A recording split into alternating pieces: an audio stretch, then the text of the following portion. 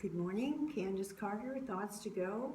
I have decided the telling of my novel in English, I want to do standing up. This helps me to concentrate better. We'll see if this works. If not, I'm always flexible.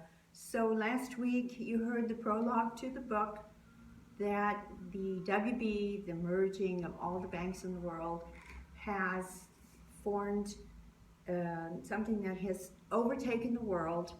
The people are all in two castes. There's an upper caste and a lower class. The upper castes are called the OKs. The lower class is called the UKs. And today I want to tell you a little bit about the life of the UKs. The UKs have hardly any education. They live together in both sexes in the kindergartens and the kitas until the age of 5.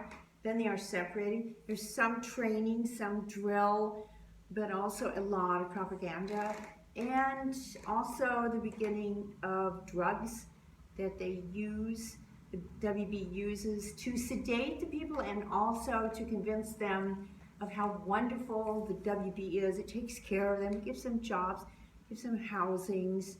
So they are caught in this drug propaganda situation. They have no idea what life is outside of the work colonies.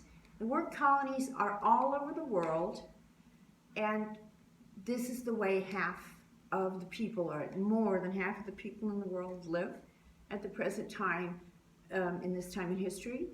And the only time they are able to see what the world used to look like is on their virtual screens. They have huge screens and are also given more propaganda, but they can see the world as it was earlier with trees and beaches and mountains and sunsets. They never leave their work camps. Now, if they would leave the work camps, they would go outside and find out that the world is an industrial waste, full of garbage, full of rubbish. There's not, the WB has more or less destroyed the environment.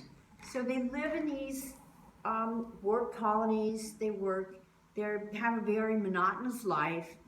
The only thing that happens, there are two things that happens. The first thing is that when a woman gets her menstruation at the age of 12 or 13, she is immediately qualified for reproduction. Now, they keep very exact files on each woman on her cycles. And when they know she's fertile, she's pulled out of production and forced to have sex with a man who's also fertile. And the result, if this results in a pregnancy, then the woman is put back into production. She's just pulled out for the birth, then put back. The men and women have no contact with one another. There's no contact with the babies. They're immediately taken into the kitas. And if a woman is fertile, she will be pulled out many times. She will give birth to many children that she has no contact with. So she gets no time off either. She works up until the day of the birth, gives birth, is put back into production. So the daily life of the people in the UKs, there's a siren. They get up at 7 a.m. and the first thing they get is a liquid meal. They get this liquid meal twice a day. The liquid meal is made up of nutrients and vitamins and good things to keep them at least in a working situation that they can work. So they get their little drink, then they work all day. Most of them work on the assembly line. There are some jobs for guards and wardens, but most of the people are just in production. And after work, they work from 8 until 9 in the evening. 8 until 8 in the evening. Then they come home, they come out, they jog around the colony 4 times. Then they get their other food, their liquid drink again. Then they go into huge auditoriums where there are seats, and they sit down And in these chairs, they watch virtual entertainment on huge monitors. Now, there can be films about nature, there can be films about pornography, but all the films have hidden meanings, also propagating how grateful they must be to WB. So after this hour, there's another siren, and they were to drink the little cup that's hooked onto their chair. They drink the cup, the chairs clap back into a sleepy position. This last chemical cocktail pulls down their bodily processes, lowers them very low so that they only need 8 Celsius in this room, and puts them to sleep, and they sleep, wake up, 7 o'clock the next day.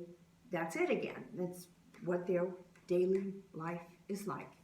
Now, because they only drink twice a day this liquid food, they have very little discharges. They have very little excrements.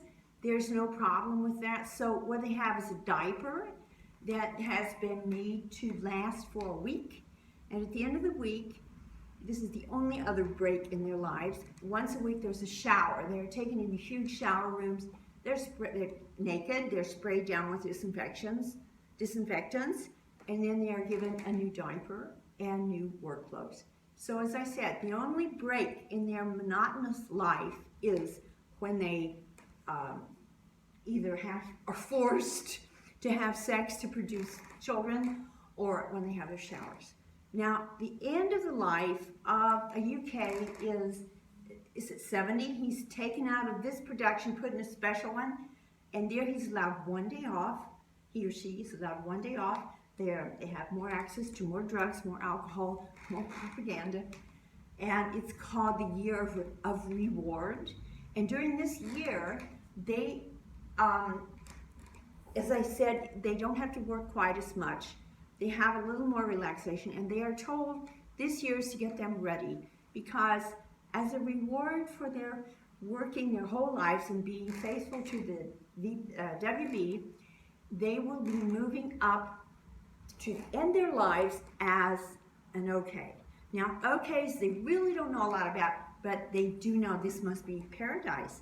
So at the end of the year, they're told, you're almost ready, but you need one more good injection of vitamins and minerals and things that will make your body easier to make the change. So the people are very glad to take this shot, which of course is a death shot. They get the injection, they're dead. Now, this is the end of their life. The only difference is if someone in production gets sick, they're pulled out of production right away and never heard of again.